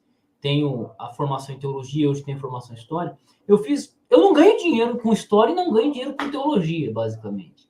Tudo que eu faço aqui no YouTube, dentro do YouTube, é conhecimento que eu adquiri basicamente fora da faculdade. Acho importante fazer para quem quer seguir o ramo, acho muito importante. Mas, por exemplo, tudo que eu faço não preciso do diploma. O Raul, do Nascido de Novo, quando ele foi me contratar em 2020, ele perguntou assim, Adolfo, você vai trabalhar para a gente, o que você tem de formação? Eu falei para ele, olha, eu tenho formação em teologia desde 2017 e estou terminando, e estou na metade do ano, na metade do curso de licenciatura em História. Cara, ele caiu para trás e falou, louco, mano, você tem tudo isso aí, eu não sabia, né? Então, assim, o diploma, para nós, para mim, por exemplo, ele é só para evitar que o cara venha querer discutir comigo à toa. Porque, por exemplo, tem o Fabeto. O Fabeto, ele entende muito mais de literatura portuguesa, brasileira e leituras no geral do que eu. Só que se ele falar qualquer coisa e alguém querer refutar ele vai perguntar assim, qual é o seu diploma? Não, eu estou terminando o ensino médio, com 18 anos de idade. Ah, você é um otário, mano. Eu com 17 terminei meu ensino médio. O cara vai dizer isso, né? E não vem arrumar confusão comigo que sei menos do que ele, porque o cara tem formação em história, o cara tem lá uma porrada de livro lá atrás. Não dá para discutir com o cara. Então, ele não é pouca bosta, ele é muita bosta. Já foi um vaso cheio, né? Então, tem muito disso. Então, o problema do brasileiro é essa idolatria ao pedaço de papel, ao canudo, né? Tem seus lados bons e seu lado ruim, né? Antigamente, quem tinha um diploma universitário podia ser preso em sala especial. Acho que tiraram essa lei agora, cara. Agora já não. Agora é a mesma bosta. Nem para ser preso com sala especial serve mais. Nem para isso serve. Então, cara, para quê? É muito complicado. Mas o diploma ele só serve para isso, para você chegar, bater de frente com alguém e o cara falar qualquer coisa, ó, eu tenho formação nisso, quer discutir? Aí o cara, né? Não que alguém que seja formado não seja capaz. Se você passou por uma faculdade, quer dizer que você tem alguns conhecimentos, ou você é obrigado a ter alguns conhecimentos para poder falar o que fala, né? Até isso é muito engraçado. O cara que me deu estudo bíblico, um cara muito inteligente, eu sempre falei que o preconceito no Brasil ele não é racial, ele é social. E ele batia de frente comigo dizendo que eu estava errado. Aí quando eu comecei a fazer a faculdade de História e a gente entrou nesse assunto e eu falei isso, ele falou, você aprendeu isso aonde? Na faculdade? Eu olhei para a cara dele e falei, não, mano, você não falou isso, cara. Eu sempre discuti isso com você, sempre falei isso, mas agora porque eu estou estudando História, você vai me ouvir, vai dizer... É igual o cara é pastor, eu só vou ouvir ele porque ele tem a formação em teologia, mas é uma mentalidade muito pequena. Tem pessoas que não têm um diploma, mas têm muito conhecimento. Ponto. A gente tem que respeitar, não é? Pega o Olavo de Carvalho, a Otto Maria Carpo e entre outras figuras, são pessoas extremamente inteligentes, não tinham diploma. O Luiz da Gama, ele não tinha diploma, ele era escravo. Aprendeu a ler, se tornou advogado e libertou um monte de negro. Literalmente libertou um monte de negro só na base o Machado nunca frequentou a escola. O Machado sabia francês, italiano, alemão e inglês, manejava a língua portuguesa como ninguém nunca manejou, um dos maiores escritores da literatura. O Harold Bloom fala que é o maior escritor negro da literatura. E o cara nunca foi pra escola, maluco. Nunca foi pra escola? Nunca foi pra escola, o Machado nunca foi pra escola. O Machado, ele aprendeu o francês, acho que era com um padeiro francês que morava perto da casa dele. O italiano ele aprendeu com outro cara também que sabia. A língua portuguesa foi estudando sozinho também. Isso nós estamos falando de um cara que ele era escravo, ele chegou a ser escravo ou descendente de escravo? Não, ele era, se eu não me engano, se eu não estou enganado, ele era neto de escravo. Se eu não estou enganado. O pai dele era negro e a mãe dele era uma açoriana, ou seja, ela era uma portuguesa das ilhas, que era lavadeira, só que ele ficou órfão muito cedo. Muito cedo ele ficou órfão. E o cara se tornou um dos maiores poetas brasileiros. Ele era poeta, cronista, contista, romancista, novelista, ele era crítico literário, ele era tudo, entendeu? E ele virou ministro, ele era ministro do Brasil, ele era ministro. E não foi pra escola. Nunca foi pra escola, ele virou ministro do Brasil. Assim, também hoje tem presidente que nunca foi pra escola, né? Também tem isso. Não, mas, ô Fabeto, deixa eu fazer uma pergunta pra você. O que é um novelista, mano? Não, então, porque assim, quando nós falamos de... Existem 3 grandes gêneros literários. três grandes gêneros literários dentro da prosa. Tem a prosa e a poesia. Uma coisa é a poesia, outra coisa é a prosa, né? Duas coisas diferentes. Vamos falar da prosa. Na prosa tem três grandes gêneros. O conto, que é curto, a novela, que tem uma extensão mediana, e o romance, que é mais longo. Que nem aqui, a Madame Bovary é um romance. É um romance. O livro que eu mostrei, O Amor de Perdição, do Camilo Castelo Branco, é uma novela. Agora, se eu pegar, por exemplo, aqui, ó. Vamos aí. O Banqueiro Anarquista, do Fernando Pessoa. Ó. Isso aqui é finíssimo. É um conto. Não, é porque eu tava pesquisando até sobre esse autor aqui, ó. Esse autor italiano aqui, Guilherme Ferreiro, que escreveu esse livro aqui, Grandeza e Decadência de Roma. São 5 volumes. E ele era um sociólogo, ele foi um sociólogo, escritor e tal, e fala que ele era um novelista. Falei, pô, mano, como que o cara me escreve 5 aqui e vai escrever novela, velho? Como assim novela? Mas não é novela de televisão, como eu falei. Novela é um gênero literário. Ela é um gênero literário que é caracterizado pela fuga da realidade. Por exemplo, ele pode ser um novelista histórico. O que é isso? É o cara que ele escreve uma novela, só que é para reconstruir um período histórico determinado. Então, o cara, ele escreve o gênero é novela, mas o que ele quer? Ele quer reconstruir essa obra literária dentro de um gênero. Ela é ficção, não é história pura, mas é uma recriação do período histórico específico. É como se fosse o Senhor dos Anéis lá retratando a Idade Média, por exemplo. É que o Senhor dos Anéis é fantasia, não retrata a Idade Média. Por exemplo, Mas assim, os detalhes que ele traz sobre a Idade Média, a construção social dos povos, ali, cara, é muito parecido com a Idade Média.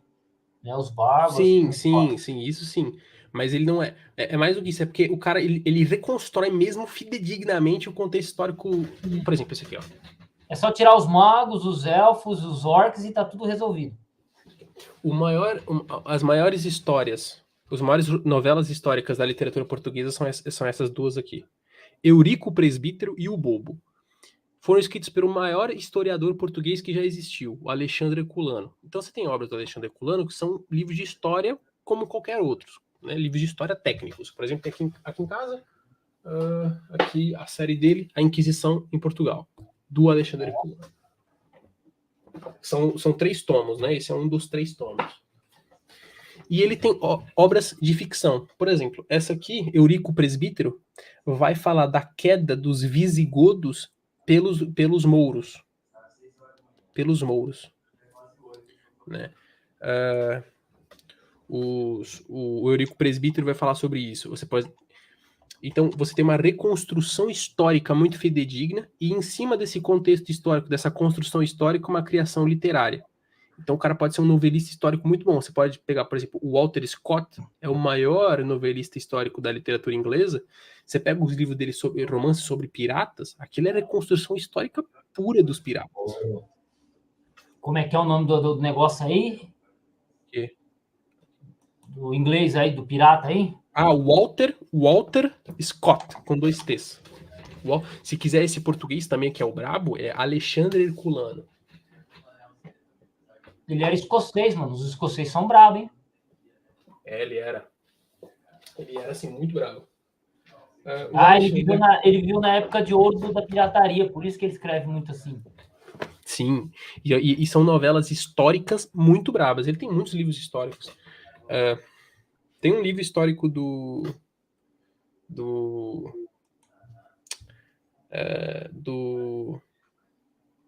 como é que fala?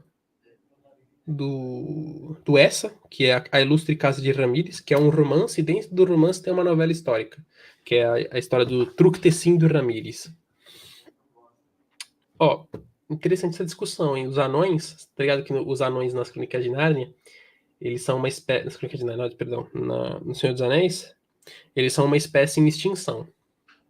É muito raro ver um anão. E por quê? Porque existe um problema demográfico nos anões, que é o seguinte, é um problema genético demográfico. A cada 4 anões tem uma anã. 4 anões, uma anã. Tem um problema demográfico muito grande.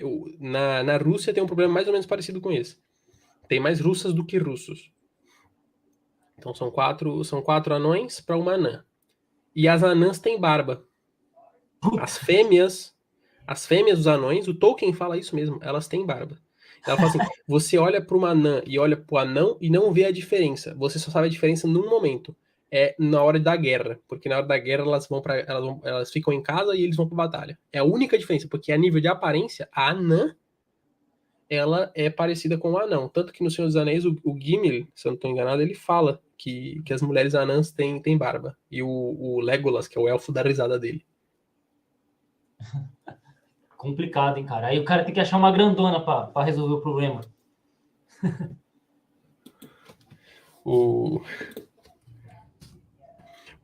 Agora os elfos, que ele falou aí é verdade, né? Você pega o Silmarillion, que é o livro que vai contar a origem do universo do Senhor dos Anéis. Eu tenho aqui em casa, eu li, acho que eu tinha 12 ou 13 anos, eu li esse livro. É muito, muito maçudo. Eu li acho que tipo em 5 dias, tem umas 500 páginas esse livro. Aí eu fiquei invocado, eu passava a madrugada inteira lendo esse livro.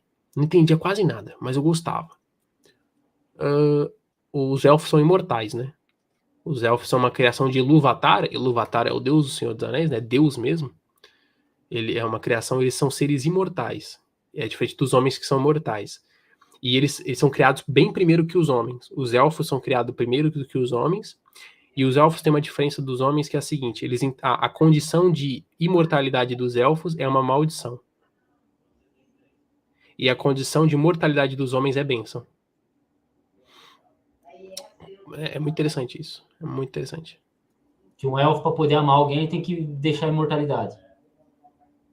Se ele quiser ficar com o humano, sim. Mas a questão não é essa. A questão é a seguinte: cara, você vive para sempre. Imagina. Isso é uma crise, pô. Tanto que no Silmarillion fala que os elfos de tempos em tempos se isolam em cavernas e ficam lá anos e séculos. Tentando solucionar crises existenciais que eles têm e que os humanos nunca vão sofrer. Porque os humanos não sabem o que é a eternidade. O conceito de eternidade, nós não temos esse conceito. Nós temos o conceito de perenidade. É uma dádiva que Deus e Ilúvatar nos dá.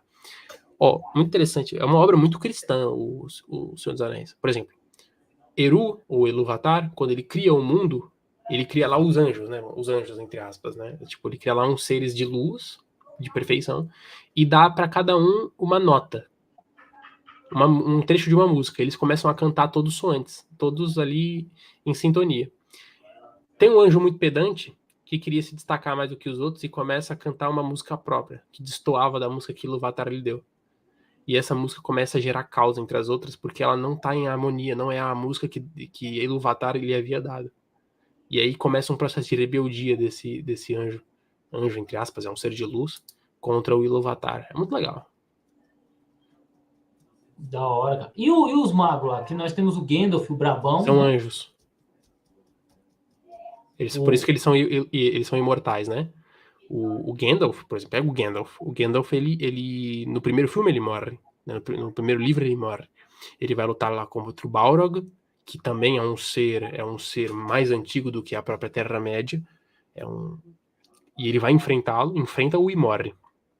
E ele ressuscita, e quando ele ressuscita, o pessoal pergunta: você é Gandalf o Cinzento? Ele, eu me lembro desse nome, fazem tantas eras, tantos milênios, porque ele voltou ao estado angelical, ele voltou à forma angelical dele, restituiu a forma angelical, ele é quase onipotente, né? E depois ele recobra a forma de mago dele. Só que agora como o mago branco. Ele tá alçado, ele tá acima. É muito legal, cara. Era brabo, mano. Depois que eu descobri que o Gandalf é o Magneto, mano, falei, o cara era o Gandalf e o Magneto. E ele é gay, sabe? Esse ator é gay? Sim. Se eu não me engano, ele também é o Dumbledore, não é? Não, o Dumbledore é outro. Os anões só gostam de dinheiro, Adolfo. Eles não ligam pra ninguém. Então, eles acabam se corrompendo com a ganância do dinheiro, mas isso é muito consequência dos anéis que o Sauron criou, né? Porque os anões em si são bons, os anões não são maus. Os anões, eles não são criações de Ilúvatar, né? Ilúvatar, ele diretamente, ou seja, Deus, entenda sempre Ilúvatar como Deus. Ilúvatar, ele cria os elfos e depois cria os homens, mas ele não cria os anões. Quem cria os anões é um anjo, entre aspas, é um desses seres de luz que ele cria no princípio de tudo, que criam os anões porque ele queria agradar a Deus. Ele não queria ser como Deus, ele queria agradar a Deus com uma criação própria. Então ele cria, e aí Deus vê aqueles anões e olha para aquilo e pensa, poxa, mas eu não planejei isso. Não, mas eu fiz isso para te agradar e tal. E aí Deus olha para aquilo e vê que é bom. Deus olha para aquilo e fala, isso é bom. E ele então concede a graça aos anões de viverem. Coloca os anões para repousarem até que chegue a época deles saírem debaixo da pedra e terem vida, né? Então, os orcs são de fato elfos corrompidos, são elfos deteriorados. Os orcs são seres que são criados para sentir nojo mesmo.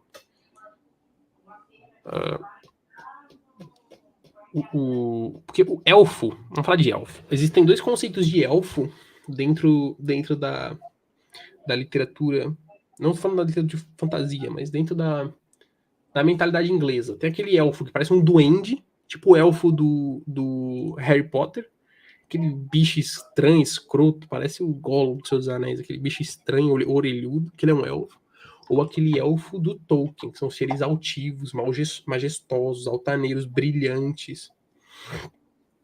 Quem quiser entender mais disso, lê esse livro aqui, ó. O Silmarillion. Mas não faz a cagada que eu fiz. Quando eu tinha 13 anos, eu fiquei doido pelo Senhor dos Anéis, eu queria saber de tudo. O que eu fiz? Eu comprei o livro do Senhor dos Anéis e eu li na ordem cronológica. Não faça essa cagada. Vocês vão ficar que nem eu, que ficava lendo 150, 70 páginas por dia desse livro e não entendia nada. Esse livro é muito complexo.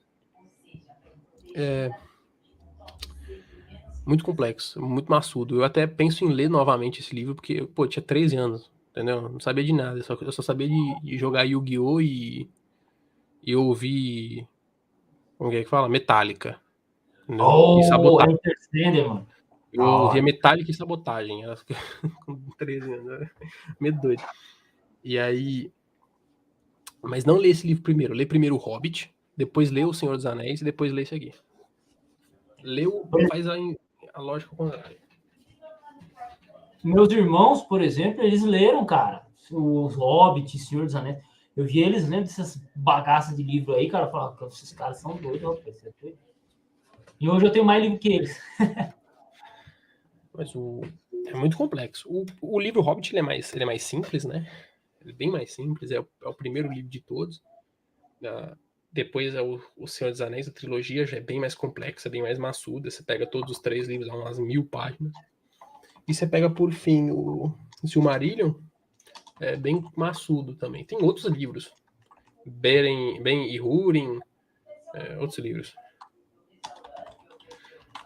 Eu tô mandando uma mensagem no Zap aqui, pedindo pro Braddock mandar uma mensagem para mim no Zap. Acho que ele já deve ter mandado, só que eu não devo ter salvo. Coronel Braddock. Que legal, queria ter mais amigos como vocês. Cara, eu queria ter mais amigos assim como eu também. Mas por acaso o melhor amigo que eu poderia ter, né, e que por acaso surpreendeu muito quando eu conheci é a minha mulher. Por exemplo, hoje eu passei a manhã inteira discutindo com ela acerca de literatura fantasiosa e sobre as Crônicas de Nárnia, sobre C.S. Lewis, a manhã inteira. Isso é porque você não casou e tá num continente de distância dela. Quando você tiver casado com ela, não vai ter dia que você não vai querer nem ver a cara dela. Pô. Não tem problema. E quando ela estiver na TPM, então, bicho, ó, uma coisa que eu já vou dizendo para você, Lua, observa a Lua, aprende qual Lua que vai estar ruim. Porque no dia que a Lua estiver ruim, você não vai poder nem respirar, mano. Mas ela não é assim. Ela quando tá nesses dias, ela só sabe chorar e fica manhosa e como que é? E carente. Meu Deus do céu. Você não olha pra mim, só fica lendo esses livros. Isso, é isso. É isso mesmo. Aí me pergunto, por que algumas igrejas não aceitam mulher como pastora? Por causa disso. Simplesmente por causa disso. Imagina a pastora com o TPM, como é que faz? Pô, a pastora vai atender o cara lá e ela tá no ciclo fértil dela. Vixe, vai dar ruim. Vai fazer comissão e tá na TPM. Imagina. E aí 2, 3 reunidas no mesmo lugar. Não, mas comissão já tem. Já tem bastante mulheres, né? Sim. Mas, A maior parte das comissões que eu fui, a maior parte eram mulheres, né? A maior parte dos ministérios que eu vi da igreja são ocupados por mulheres. mas aí que eu estava observando, por exemplo, isso, existem mais mulheres dentro da igreja do que homens. Sim. Essa discussão de liderança, eu falo, tá, se tem mais mulher do que homem, por que a gente vai impedir das mulheres terem cargos de liderança dentro da igreja? É uma questão lógica simples. Matemática, né? Então, é isso. Mas, gente, já ficamos aqui 1h40, eu e o Fabeta, falamos sobre tudo, né? Só não falamos sobre anarquia, mas falamos sobre política, falamos sobre um pouco da história de cada um, literatura, né? Mas o Fabeta falou que ele é o convidado aqui e manja mais dessas áreas. E é isso aí, então vou estar finalizando a live. Se inscrevam no canal do Fabeta, tá o nome dele marcado na descrição, o link, só clicar você já vai cair no canal dele. E é isso aí, logo ele vai estar aqui no Brasil, a gente vai estar trocando uma ideia. Um abraço e fui.